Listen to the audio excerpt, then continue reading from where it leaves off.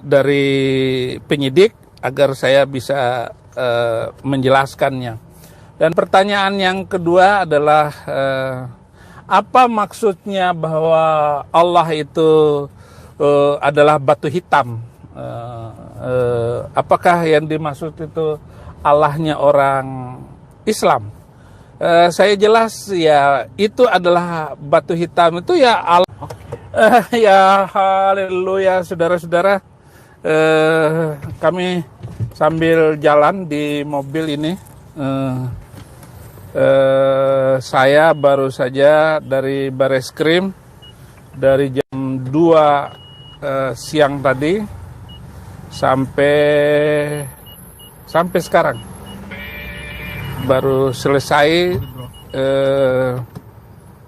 diperiksa oleh polisi untuk menjadi saksi MKC yang meringankan.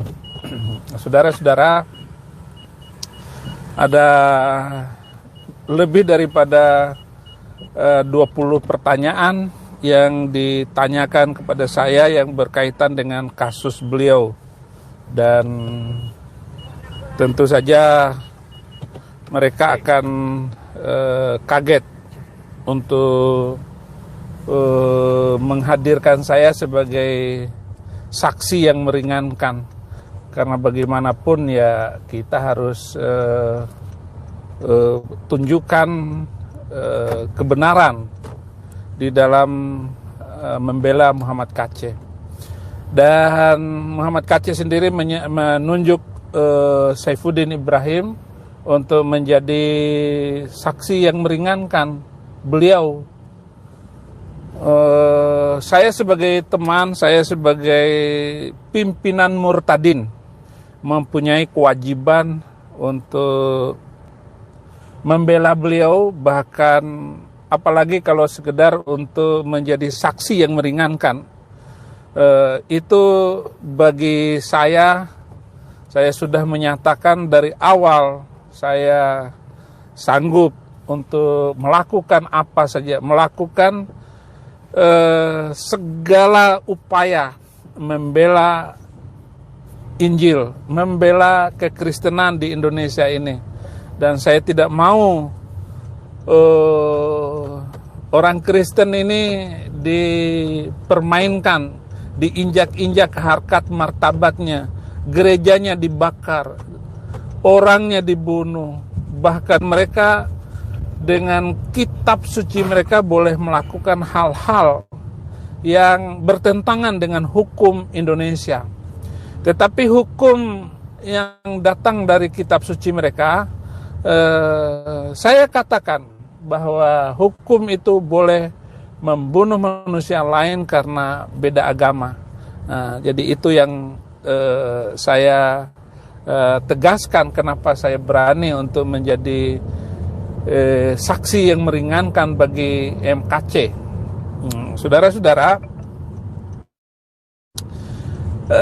saya melihat bahwa sudah puluhan tahun, bahkan sejak dari kemerdekaan, ya, orang Kristen itu selalu dijadikan kelinci percobaan, ataupun orang Kristen ini ya hanya dianggap tidak berjasa di dalam proklamasi kemerdekaan Indonesia.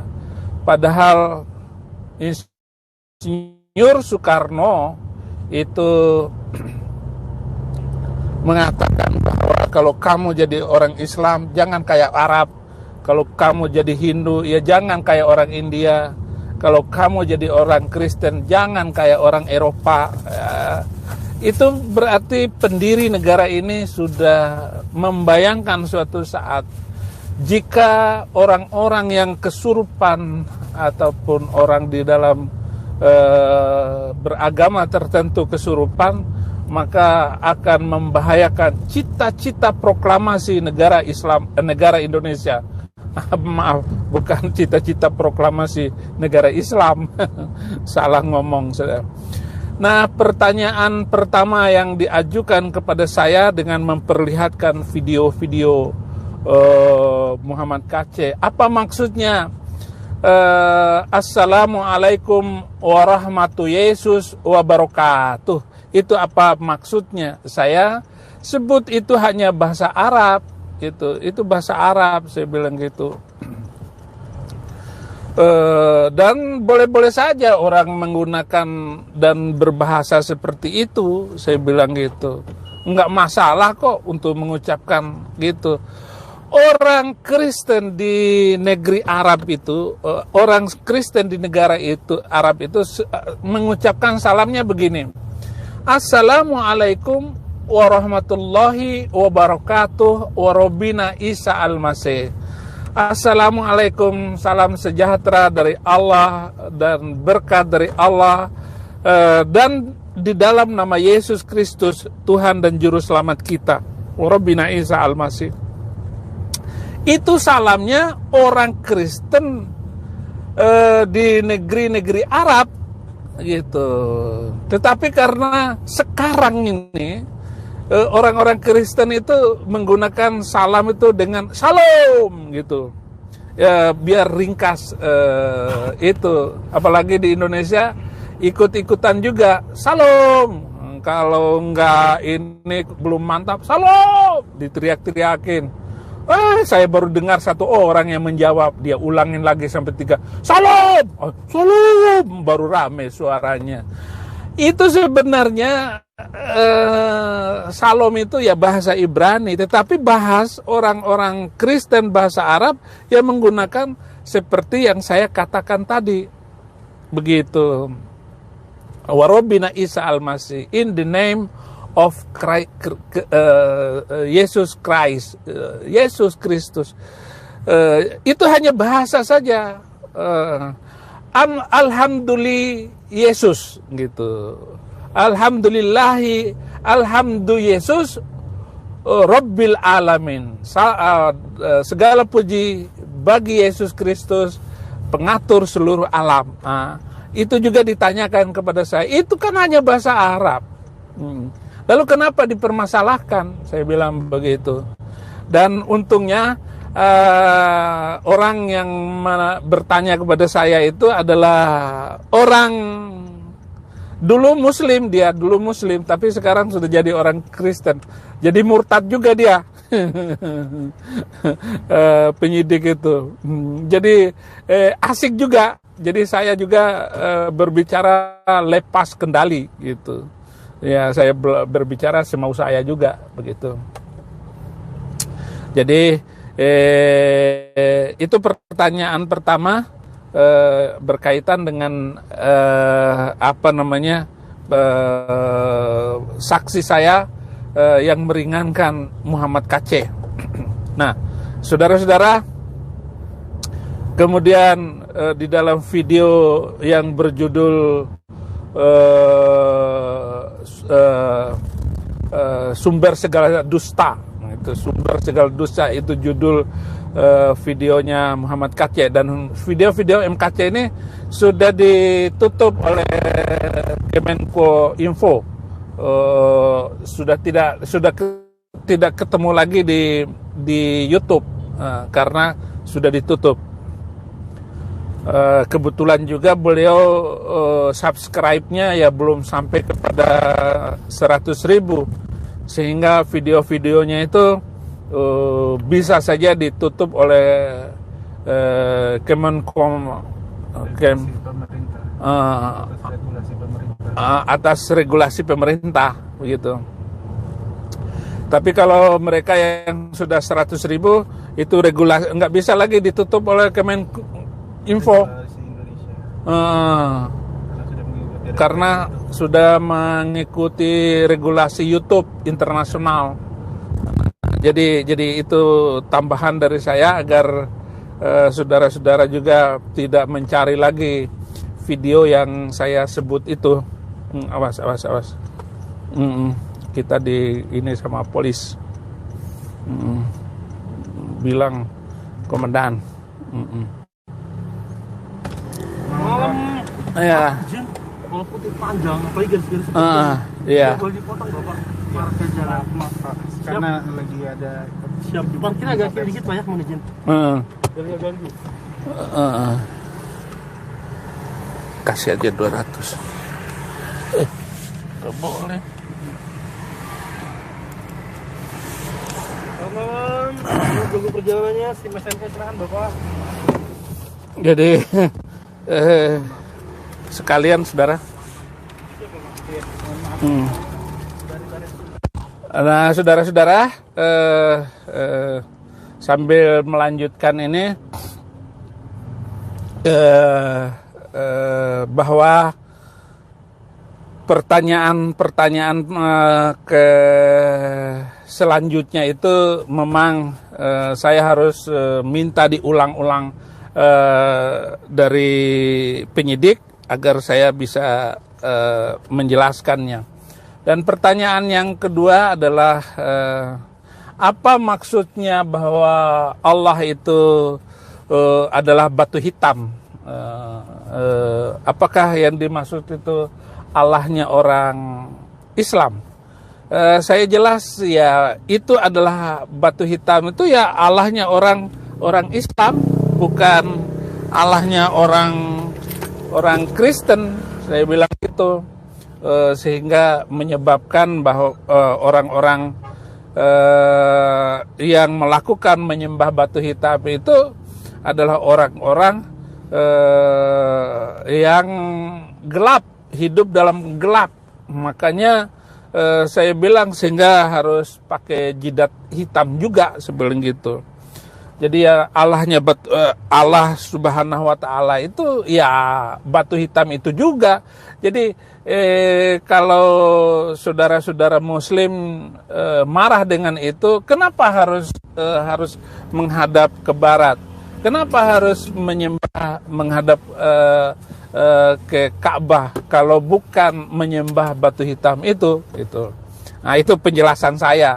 Ya, penjelasan saya juga karena improvisasi terhadap pemaknaan dari apa yang selama ini menjadi bagian yang menjadi bagian yang dipelajari dipercayai di dalam Islam. Jadi begitu. Dan apa yang dikatakan oleh MKC juga itu hanya improvisasi, hanya terjemahan berdasarkan pemikirannya Muhammad KC. Walaupun seluruh ulama Islam mengatakan kami tidak menyembah batu hitam, tetapi kenyataannya kenapa harus pergi ke Arab Saudi untuk mutar-mutar batu hitam itu?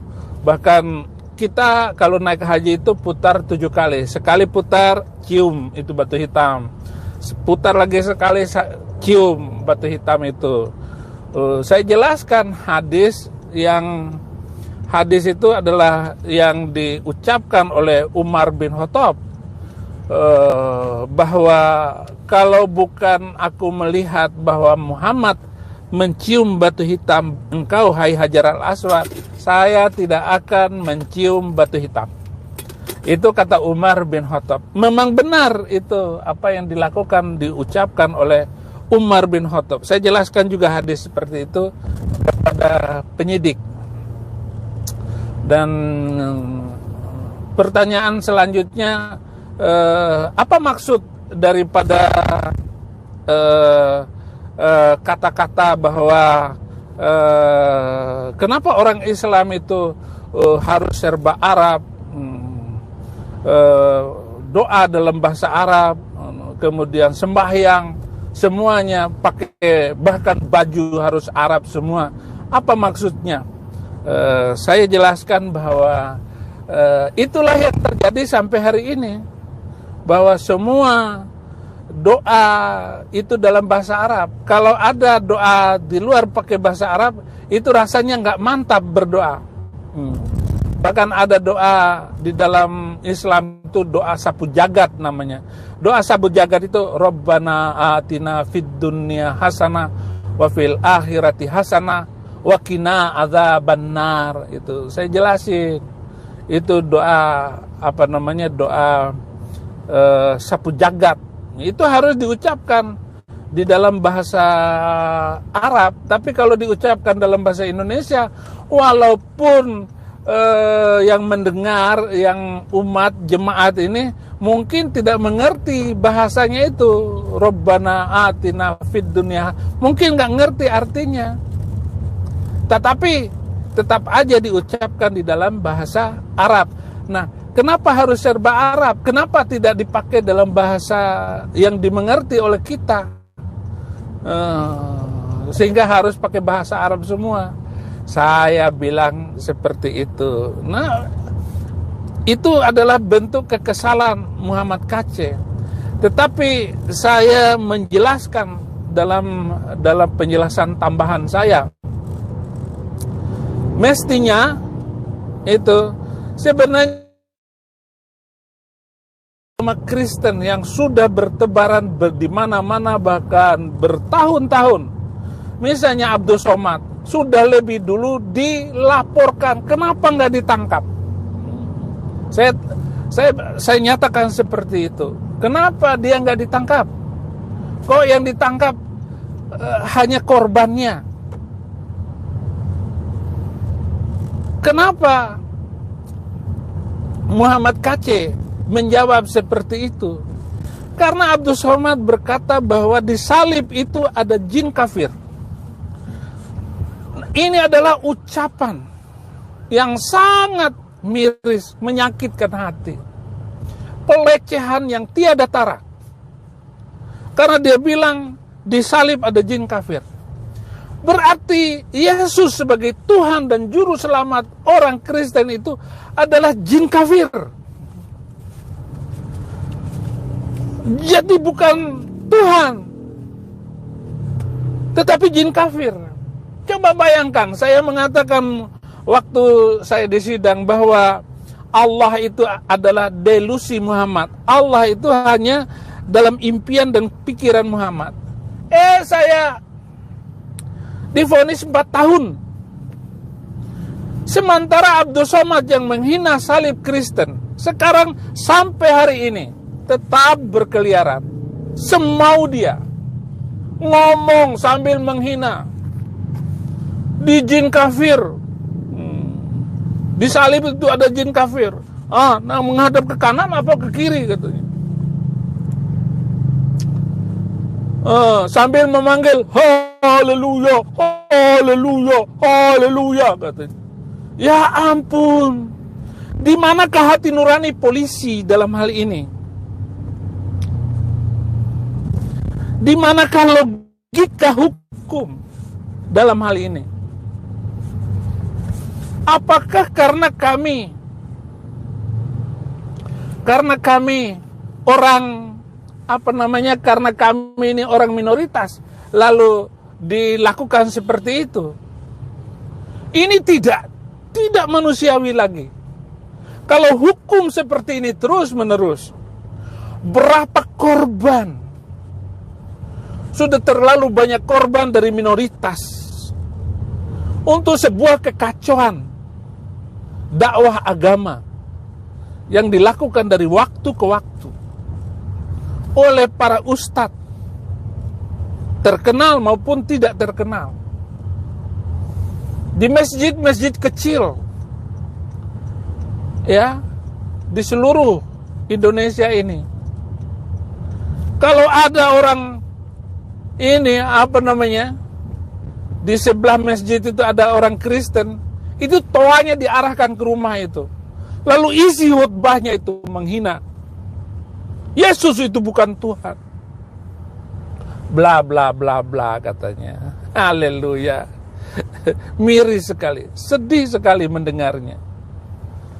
Dan kalau saudara itu tahu kenapa saya masuk Kristen, sebenarnya saya mau membela Kristen supaya tidak diobok-obok dan tidak diejek.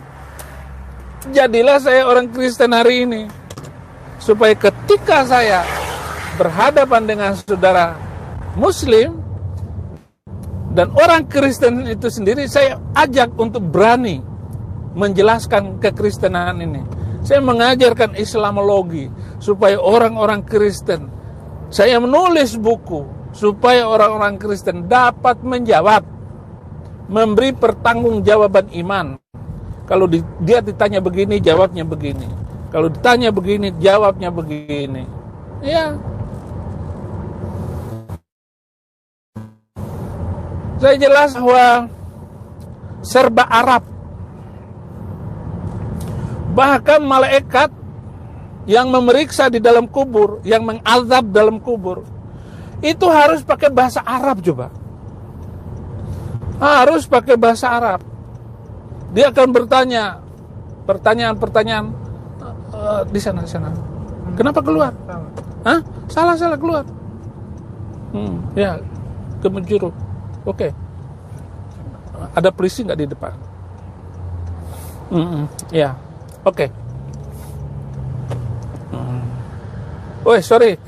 Sambil tunjukin ini saudara-saudara, sambil nunjukin ya sopir saya yang ganteng ini. Siapa Tuhan kami? Yang ini yang meninggal adalah yang meninggal ini adalah orang Jawa, tetapi pakai bahasa Arab. Bagaimana mungkin dia bisa membuat Muhammad KC bilang serba Arab, harus ini pakaian Arab. Kenapa kita sholat pakai batik juga enak kok? Kenapa harus pakai baju koko? Pada itu kan baju koko itu baju Cina. Tapi dijadikan pakaian orang Islam. Songkok juga itu kan dipakai terus. Padahal nggak ada yang cuci songkok itu, walaupun udah bau sudah berhari-hari. Hal-hal yang beginilah yang membuat Muhammad KC itu ditangkap, saudara-saudara. Kemudian apa maksudnya Nabi Muhammad dikerumuni iblis, dikerumuni oleh jin? Itu termasuk pertanyaannya juga. Saya bilang benar itu ada di dalam Al-Quran kok. Ayatnya ada bahwa Nabi Muhammad ketika sholat didatangi oleh jin dan mengerumuni ketika dia lagi sholat. Ayatnya ada. Orang Islam aja yang nggak tahu ayatnya di mana. Itu ada surat jin, surat Al-Jin. Jadi sebenarnya itu hanya menjawab Abdus Somad yang bilang di salib ada jin kafir. Justru kata Muhammad KC, Nabi Muhammad itu ditemani oleh jin katanya, oleh jin, karena dia dikerumuni oleh jin. Yesus mana ada? Yesus nggak dikerumuni oleh jin. Jin, setan, iblis itu yang mau melakukan pencobaan terhadap Tuhan Yesus dibawa ke atas di atas gunung yang tinggi. Kemudian jin bilang bahwa jatuhkan dirimu, niscaya para malaikatmu akan menatang kamu yang jatuh itu. Tapi apa jawaban Tuhan Yesus Kristus setelah dalam puasa 40 hari 40 malam itu? Jangan mencobai Tuhan. Jangan mencobai Tuhan. Itu yang dikatakan oleh Tuhan Yesus kepada jin. Jadi jin ini mau menggoda. Tetapi jin di dalam Islam itu justru mau mendengar ayat Al-Quran. Ini perbedaan yang jauh. Jadi Muhammad KC itu mau menjelaskan perbedaan antara jin di dalam Islam dan jin di dalam kekristenan. Ya beda jauh langit dan bumi, saudara-saudara. Apa yang dikatakannya itu. Kemudian ada lagi pertanyaan apa lagi tadi ya? Saya lupa ini. Tadi saya sudah minta kepada penyidik, boleh nggak difotokopi? Oh ini nggak boleh Pak. Itu adalah dokumen negara. Nah, intinya setelah saya menyatakan bahwa saya sebut Abdus Somad, Ini Abdus Somad itu harus ditangkap dulu sebelum melakukan menyidang Muhammad Kaceh. Karena sumber keributan ini adalah Abdus Somad. Dia sumber yang menyebabkan keributan masalah toleransi di Indonesia. Saya harus mengatakannya seperti itu, saudara-saudara. Ya karena saya menyaksikan video Somad itu. Saya berulang kali nonton video Abdus Somad yang mengatakan jin kafir itu panggil haleluya, haleluya. Sementara kata-kata saya itu selalu saya gunakan haleluya, haleluya. Itu berarti saya ini jin kafir dong. Gitu. Saifuddin Ibrahim itu jin kafir. Jadi Kapolri harus menangkap Abdus Somad. Kalau nggak ditangkap nih Abdus Somad, itu akan menimbulkan keributan terus dan akan melahirkan korban-korban baru dari orang-orang Kristen. Ada Apolonaris Darmawan sekarang lagi ditahan di Bandung itu. Itu juga karena itu, saudara-saudara. Dia sedang menjalani hukumannya. Tapi Apolonaris Darmawan tidak terlalu terkenal seperti Muhammad Kaceh ataupun kasus saya dahulu. Ini bagaimana negara ini membuat undang-undang, ya, undang-undang yang sengaja dipakai untuk menjerat rakyatnya sendiri. Sementara masalah-masalah ini kan masalah biasa, masalah cerita-cerita, masalah diskusi, dialog antar agama. Coba ketemukan saya dengan Abdus Somad itu. Sepandai apa dia? Sepintar apa itu manusia? Dan kan omongannya hanya ngomong seperti itu doang. Kalau dia mengerti tentang kekristenan dan betapa kayanya ajaran Alkitab, dia akan sujud terima Yesus sebagai Tuhan dan Juru Selamat. Dia akan mengerti, ya, bahwa apa yang dia baca, apa yang dia pikirkan, apa yang dia pelajari itu sebenarnya kosong jadinya kalau dia tahu. Mereka hanya nggak tahu kok. Itu ada di belakang saya ini, ya. Ta'an entat takuda milal amam wajhuka limadha anta tantakil ilal masihi. Saya bilang, majukan muka kamu. Kenapa kamu pindah jadi orang Kristen? Tafadhal. لأن الديانة المسيحية تتحدث دائما عن السلام أبي محبة والسلام. Karena agama Kristen selalu berbicara tentang damai dan sejahtera. فمثلا عندك فرق في آيتين. آية في القرآن تقول الذين آمنوا وهاجروا وجاهدوا بأموالهم وأنفسهم في سبيل الله أولئك أعظم درجة عند الله وأولئك هم الفائزون. Misalnya di dalam ayat-ayat Al-Quran itu sambil berkata bahwa orang-orang yang beriman dan beramal saleh dan mereka yang berjihad di jalan Allah dan mereka melakukan hal-hal seperti peperangan, itu adalah mereka yang tinggi derajatnya dan mereka adalah orang-orang yang beruntung. والكتاب المقدس الرب يسوع يقول في إنجيل متى 9 آية 5. Sedangkan di dalam Alkitab Perjanjian Baru, kitab Matius ayat pasal yang kelima, ayat tis'ah آية 5 ayat yang ke 5. يقول الرب يسوع Berkata Tuhan Yesus, طوبى لصانعي السلام. Bertobatlah dan lakukanlah keselamatan. فهم يدعون أبناء الله. Maka mereka disebut dengan anak-anak Allah. فكيف يعني أنا أتبع آيات الرب يسوع عن القرآن يقول الرب أفضل الأعمال لديه الجهاد وسفك الدماء. Bagaimana mungkin saya harus mengikuti ayat-ayat Al-Quran yang mengatakan bahwa berjihad itu adalah disukai oleh Allah.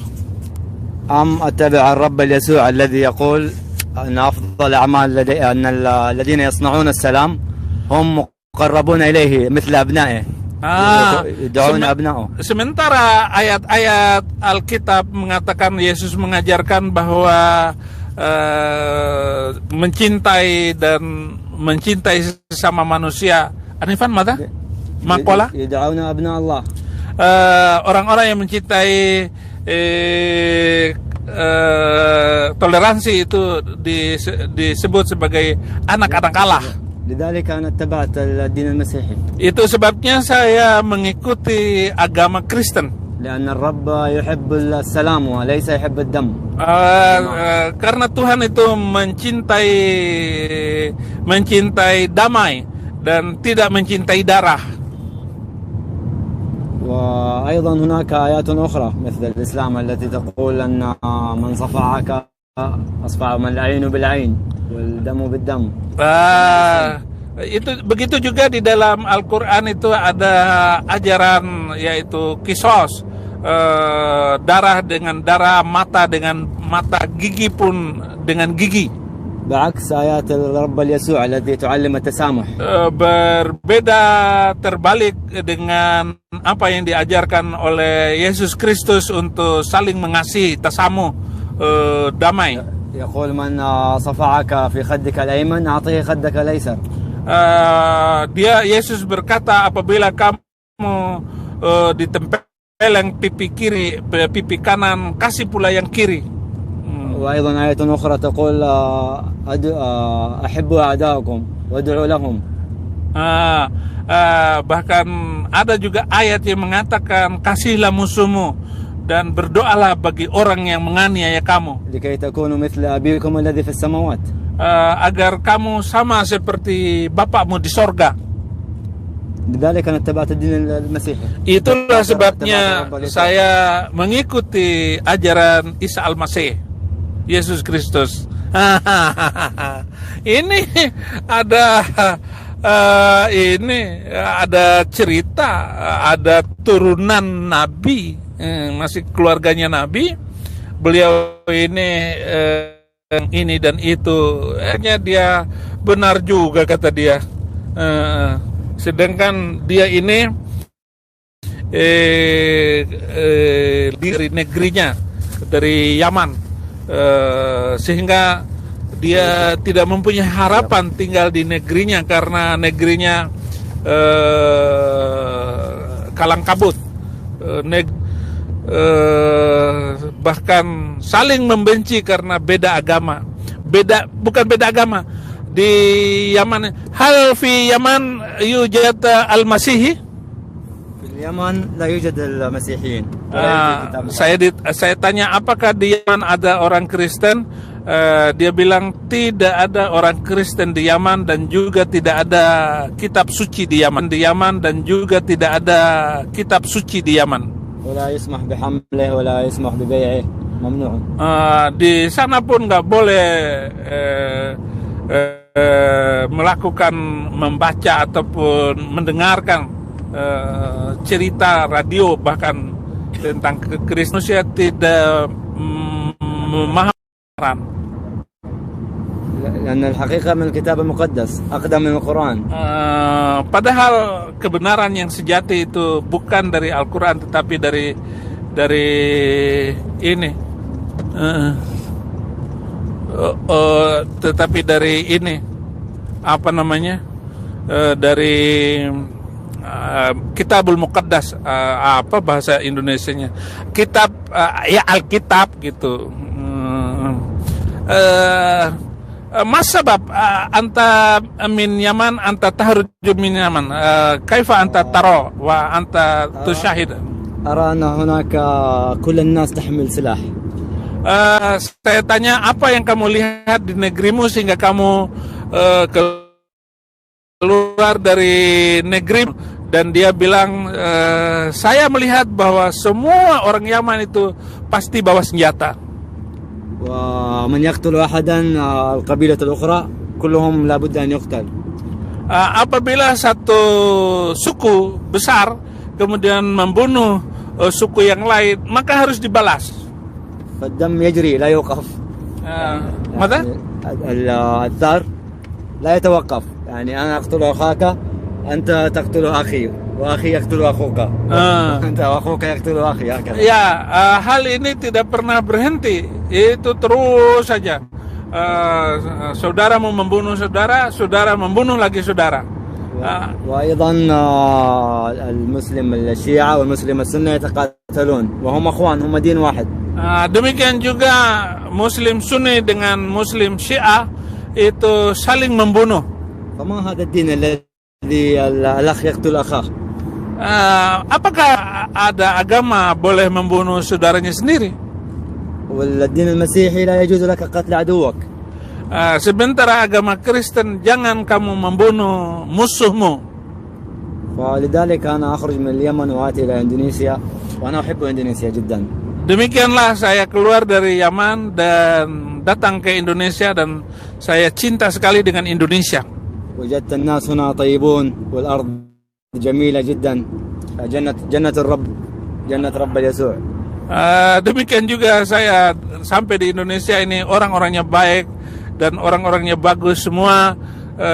Saya lihat ini Indonesia adalah surga karena tanahnya juga bagus. أنا لا أريد العودة لليمن. Saya tidak mau kembali ke Yaman. Dia sambil ketawa.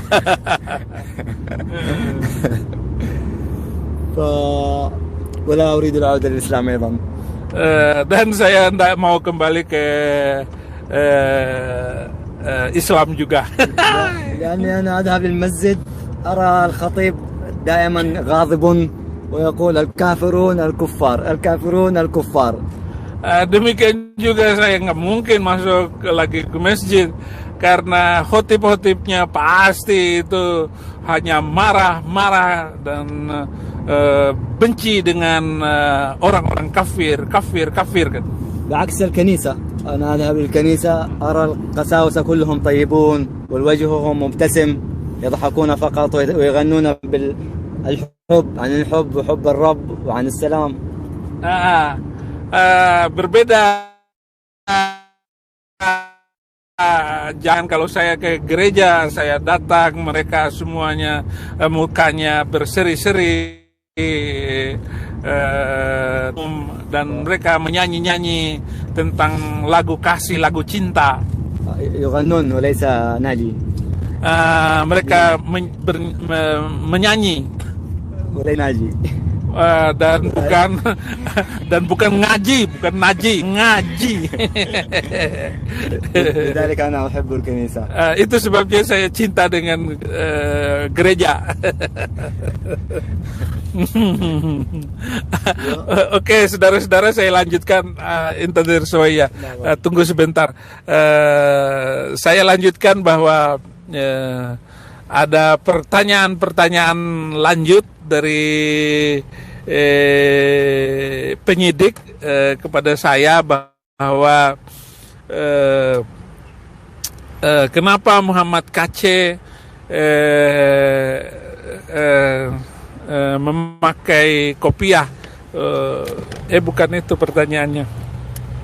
Tapi saya yang menjelaskan kalau Muhammad KC pakai kopiah itu, ya ini kan songkok. Songkok ini songkok nasional, bukan milik orang Islam, saya bilang gitu. Hanya karena waktu itu Soekarno senang dengan menggunakan kopiah songkok seperti itu, maka orang Islam waktu itu menganggap Soekarno adalah tokoh Islam yang luar biasa. Presiden Indonesia yang pertama proklamator itu adalah orang yang cinta dengan budaya Indonesia, budaya Islam juga itu. Tetapi sampai kepada akhirnya kopiah itu adalah songkoknya milik orang Islam, itu tidak ada penghinaan itu. Ya, kemudian juga masalah menyembah batu hitam itu, ya silakan, nggak apa-apa. Di dalam video itu dia mengucapkan menyembah Allah, menyembah binatang, menyembah bulan, menyembah batu hitam, silakan. Itu haknya semuanya, tidak ada masalah, kata Muhammad Kaceh. Yang penting manusia itu hidup damai. Saya bilang kepada kepada penyidik agar ditulis pernyataan ini justru pernyataan tidak ada penistaannya. Pernyataan ini justru menyejukkan hati agar kita tidak dipaksa untuk tidak dipaksa untuk taat beragama, membabi buta seperti itu. Bukan itu, saya bilang gitu. Justru kata-kata Muhammad Kaceh ini karena dia cinta NKRI, cinta kepada Republik Indonesia, cinta kepada hidup damai. Nggak ada lebih daripada itu. Lalu kenapa kita harus marah? Kenapa saudara muslim itu marah? Ini menunjukkan cinta yang luar biasa terhadap NKRI. Orang boleh saja mau ngomong apa kek, gitu. Sama Abdul Somad mau ngomong apa. Lalu kenapa Yahya Waloni bisa ngomong seenaknya, mau jidatnya? Dan kata-kata Yahya Waloni itu tidak ada di dalam Al-Quran, tidak ada di dalam Alkitab, apalagi untuk menyebutkan hal-hal yang buruk itu. Dan anehnya lagi, begitu Muhammad Kaceh ditangkap, Yahya Waloni ditangkap juga. Tapi perlakuannya Yahya Waloni enak aja, langsung ngaku sakit.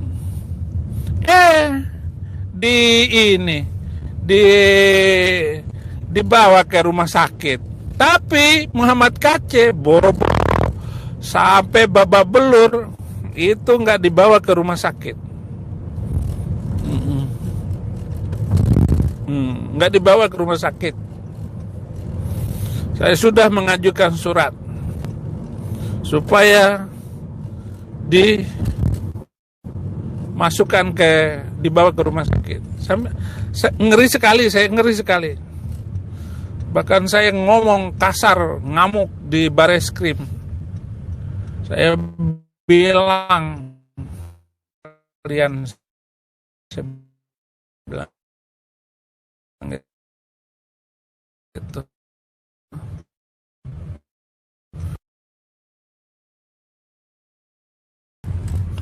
Haleluya, maaf keputus-putus ya, ini risiko di jalan.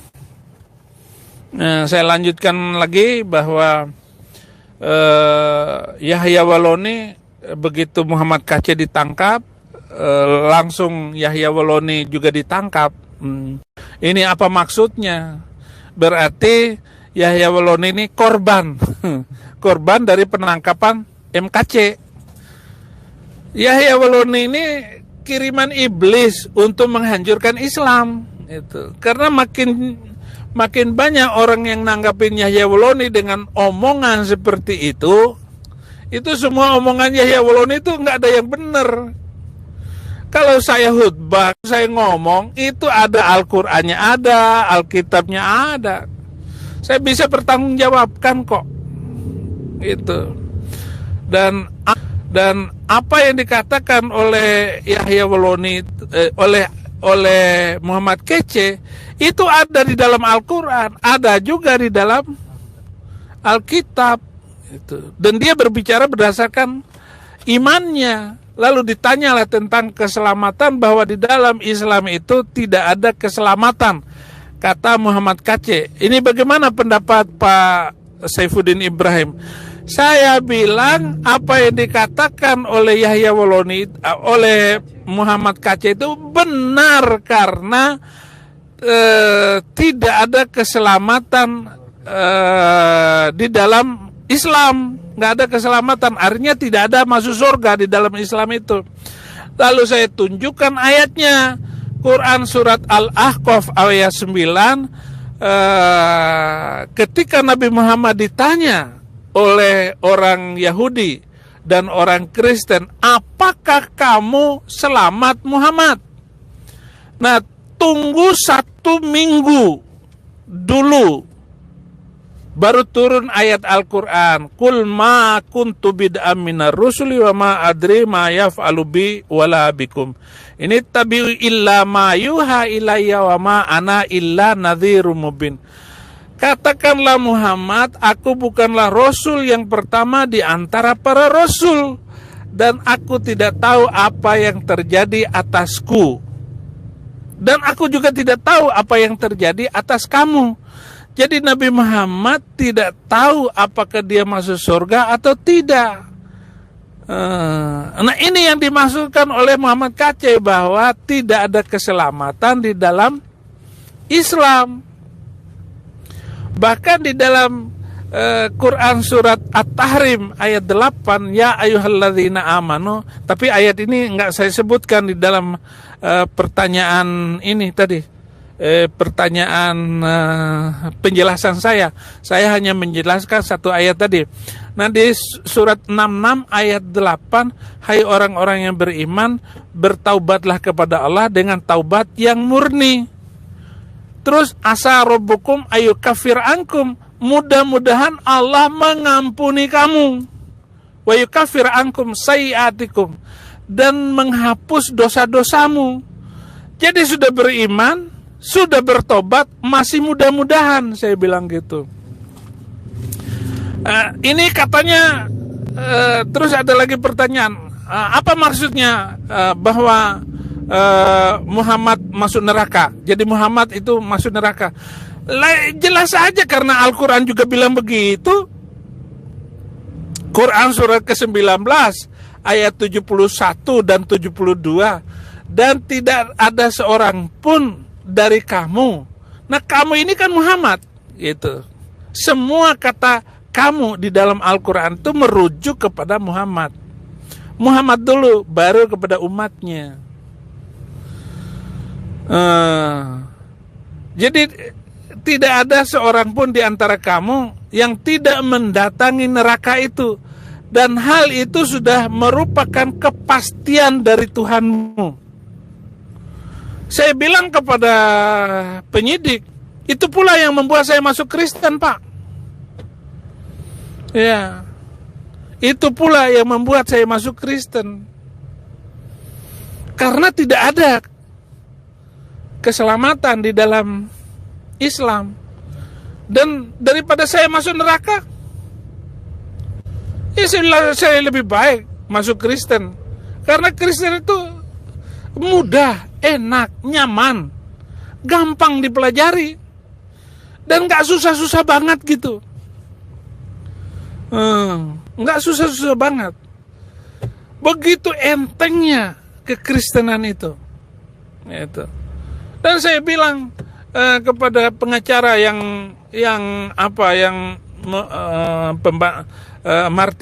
Martin Simanjuntak itu, saya bilang gini, Pak Martin, bahwa saya masuk Kristen ini ya bukan karena dirayu orang ataupun ini, karena banyak kesulitan saya, dan juga di dalam Islam itu begitu merepotkannya, dan harus sholat 5 waktu, saya bilang gitu. Nah, enggak ada nabi kok dalam Alkitab yang mengajarkan sholat 5 waktu itu, Pak Martin, gitu. Nah, ini untuk pembanding saya di dalam pembicaraan tadi. Jadi saudara-saudara,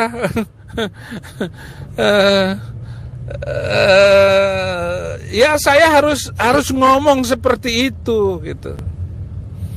Dan apa yang dikatakan oleh Muhammad Kaceh itu secara iman dia itu nggak bisa disalahkan. Dan nggak boleh loh menghukum orang karena imannya. Itu. Beberapa kali saya live dulu itu kan saya jelasin. Lepaskan semuanya. Lepaskan semuanya. Orang-orang yang dianggap menistakan agama itu jangan ditangkap. Untuk apa ditangkap? Biar aja tokoh-tokoh agama di Indonesia, Departemen Agama ini bersatu dan memperbaiki hubungan kekeluargaan. Mulai dari Departemen Agama itu. Ya, kepala apa namanya di sana itu? Bimas Kristen, Bimas Islam, Bimas Hindu, Bimas Buddha, gitu. Kerjasama untuk membicarakan hal-hal ini supaya mereka tidak perlu ditangkap. Dan saya bilang kepada ini, waktu itu penyidik sebelum saya diperiksa, nggak boleh ditangkap itu orang-orang yang ngomong kayak begitu. Kalau Abdul Somad ngomong bahwa di salib itu ada jin kafir, itu berdasarkan iman dia. Jadi nggak apa-apa, silakan aja. Saya kan bilang begitu. Karena Al-Quran itu boleh membunuh manusia lain karena beda agama. Saya tunjukkan ayatnya tadi. Surat ke Al-Baqarah ayat 191. 192, 109, bahkan ada ajakan ya ayyuhalladzina amanu kutiba alaikumul qital gitu. Hai orang-orang yang beriman, diwajibkan atas kamu berperang. Alal qital, qital itu membunuh, saling membunuh itu, bunuh. Itu kira-kira kata-katanya. Jadi boleh menghabiskan nyawa orang gitu. Itu perintah di dalam, itu bukan 1-2 ayat, saudara-saudara. Saya sudah mengkoleksi ada 300 ayat di dalam kitab itu, boleh menyelesaikan nyawa orang gitu. Saya sebutkan, kemudian surat ke-9, surat ke-8 ayat 60 dan ayat 67, surat ke-9 ayat 5, ayat 6, ayat 7, surat ke-9 ayat 29, surat ke-47 ayat 4, dan sebagainya ayat. Itu baru ayat-ayat yang boleh menggorok leher orang gitu, boleh membunuh satu dengan yang lain. Dan belum lagi ayat-ayat yang lain yang menjelek-jelekan dan memporak-porandakan manusia lain. Itu ditulis semuanya, saudara-saudara. Apalagi hal-hal yang meringankan. Dan saya bilang supaya penyidik nggak terlalu banyak ini menulis. Nanti saya jelaskan lebih lengkap nanti kalau sudah disidang gitu. Karena akan banyak korban-korban lanjutan dari undang-undang penistaan agama ini. Nah, undang-undang penistaan agama ini adalah sebuah undang-undang yang tidak produktif untuk kemajuan bangsa kita. Cukuplah dengan Undang-Undang Dasar 45, kita mengajarkan rakyat kita, anak-anak kita untuk belajar P4, Pancasila, kewarganegaraan negara, kewajiban-kewajiban warga negara, ataupun harus kita menerangkan kepada mereka bagaimana anak didik ke depan ini adalah mampu hidup toleransi dan damai. Kemudian juga saya nanti akan menjelaskan nanti di sidang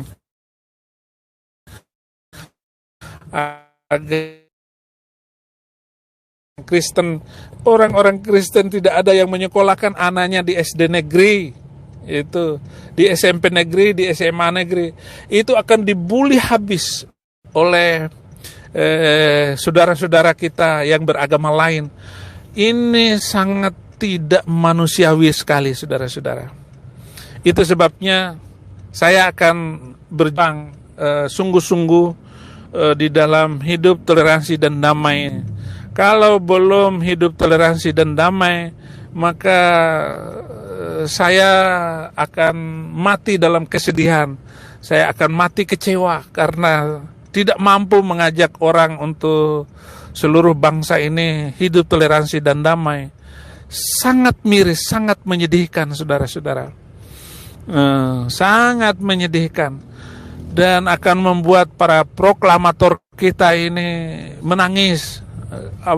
Kalau dia ini kalau dia hidup lagi itu Soekarno, aduh, dia akan marah besar, dia akan pidato di Monas sana. Kenapa kalian menghancurkan itu gereja? Kenapa kalian itu membunuh pendeta? Kenapa kalian tidak bisa hidup?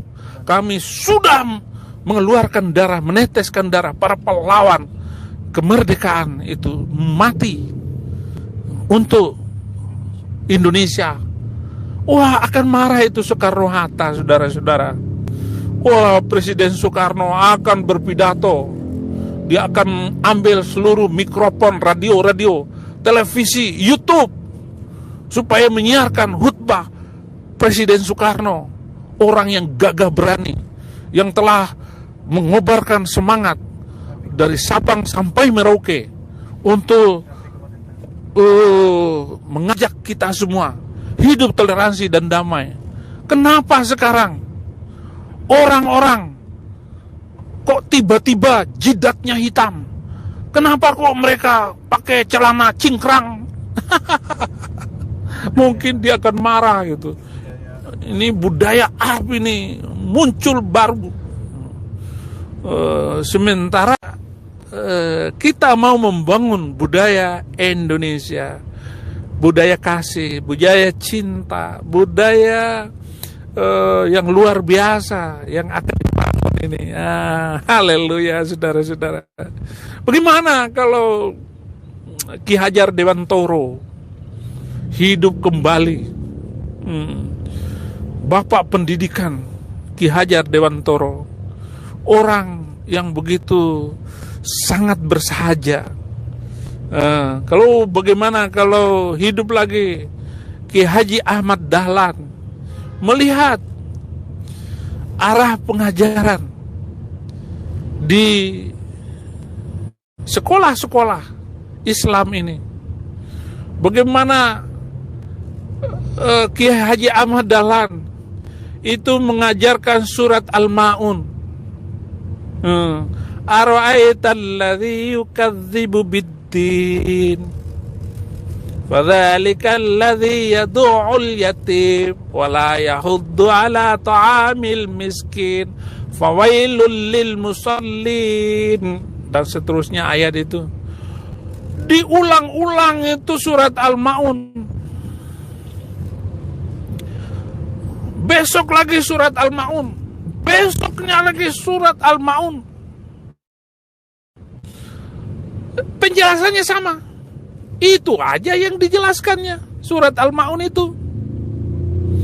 Bertanyalah salah seorang muridnya waktu itu, Pak Kiai, kok ayat-ayat ini saja yang diajarkan? Sambil kaget, apakah kalian sudah mengerti? Sudah. Oke.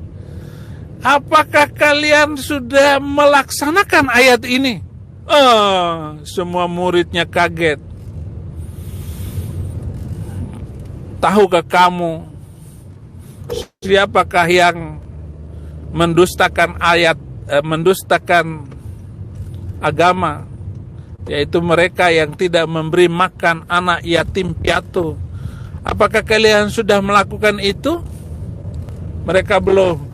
Lalu murid-muridnya disuruh keluar, cari orang fakir miskin di lapangan, di kauman, di mana-mana, Akhirnya mereka segera mengumpulkan orang fakir miskin untuk diberikan makan dan minum. Nah, itu sebabnya Muhammadiyah mempunyai berbagai macam amal usaha seperti PKU itu yang membangun rumah sakit Muhammadiyah. Kemudian ada panti asuhan Muhammadiyah. Kemudian Muhammadiyah juga mengumpulkan zakat. Bapak saya dulu itu pimpinan Muhammadiyah. Makanya saya tahu persis apa yang dilakukan bapak saya. Bahkan saya jadi kader Muhammadiyah. Bahkan saya dapat beasiswa dari Muhammadiyah. Itu. Karena saya kenal benar. Nah, kalau Kiai Haji Ahmad Dahlan hidup lagi, betapa sedihnya beliau melihat arah pendidikan dan orang-orang Muhammadiyah ini tidak berada pada matan keyakinan dan cita-cita Muhammadiyah. Mereka keluar dari itu. Nah, kalau tokoh-tokoh awal kemerdekaan ini hidup kembali, saudara-saudara, saya ini mereka pasti heran. Dan kalau mereka ini Kiai Haji Ahmad Dahlan atau Soekarno hidup lagi, dia akan pelukan dengan Saifuddin Ibrahim. Ini dia ini pelanjut cita-cita proklamasi. Ya, saya tidak, ya maksud saya tidak membesar-besarkan diri saya agar seperti Soekarno. Bagaimanapun Soekarno ini adalah luar biasa. Pemimpin teladan bagi banyak orang, bahkan anak-anaknya, bahkan sampai kepada cucunya juga. Ini adalah luar biasa yang saya lihat dari Ibu Megawati, ya, bahkan Ibu Sukmawati juga dia berani dan menceritakan kebenaran apa yang telah diajarkan oleh bapak mereka, yaitu proklamator Indonesia. Saudara-saudara, saya tidak bisa membaca ya tulisan-tulisan Anda. Saya terima kasih banyak untuk respon yang luar biasa, karena bagaimanapun bagi saya membela Muhammad Kacei ini adalah suatu hal yang harus dilakukan sebagai tanda cinta kepada orang-orang yang sama-sama merindukan hidup toleransi dan damai. Dan nggak ada maksud dari Muhammad Kacei untuk menistakan agama manapun. Hanya Muhammad Kacei ini memberikan hak jawab sebenarnya terhadap ustadz-ustadz yang beberapa hari lalu di live saya katakan ada Ustadz Abdul Somad yang menghina salib, ada Menekhem Ali yang mengatakan bahwa Maria itu, Yesus itu adalah anak hasil zina. Maria dengan tentara Romawi, kemudian juga si Nandar bilang bahwa Yesus itu menikah dan punya anak. Saya punya bukti-bukti katanya. Itu Nandar ini, Nandar Koplak, yang memang agak miring dikit itu orang, Nandar ini. Kemudian ada lagi Irene Handono mengatakan bahwa Tuhannya orang Kristen itu, Yesus itu baru diangkat jadi Tuhan pada tahun 325 Masehi dan seterusnya, dan dalam konsili Nikea. Kenapa dia tidak ditangkap? Kenapa dia tidak ditangkap, Hakim? Jadi nanti saya akan ngomong seperti itu. Kita akan melihat ya reaksi pengadilan nanti. Bisakah dia berbuat adil? Ya, bisa nggak dia berbuat adil? Kalau ini menjelang pemilihan presiden, ini juga mereka mau membuat kekacauan itu. Tetapi kehebatan Pak Jokowi memilih orang-orang di sebelah kiri kanannya itu agar mereka boleh mereka boleh melakukan kegiatan produktif bagi membela Jokowi. Nah, ini yang luar biasa dari semua yang saya lihat. Menteri-menterinya, kalau menterinya itu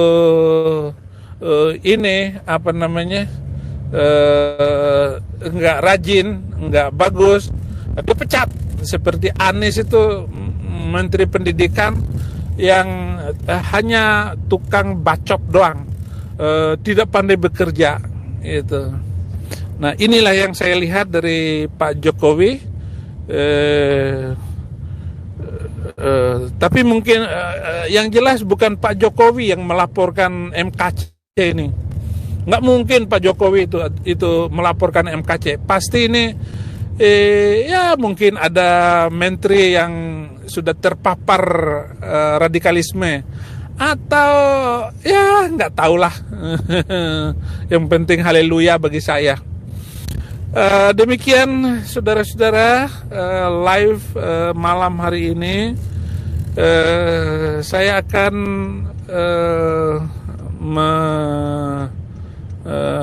live lagi untuk lanjutannya.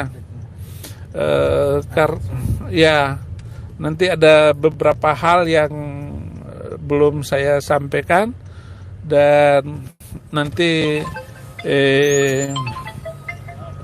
orang-orang, ya, nanti ada orang-orang yang lain yang perlu saya tanyakan dulu, karena bukan saya aja yang diperiksa. Ada lagi satu orang yang harus saya wawancarai nanti, ya minimal besok lah baru saya wawancarai beliau. Terima kasih karena kemurahan Tuhan hidup ini. Ya, oke. Oleh karena kemurahan Tuhan, aku hidup sampai hari ini untuk membenarkan dan membesarkan nama Yesus Kristus. Terima kasih, Tuhan Yesus memberkati. Oke.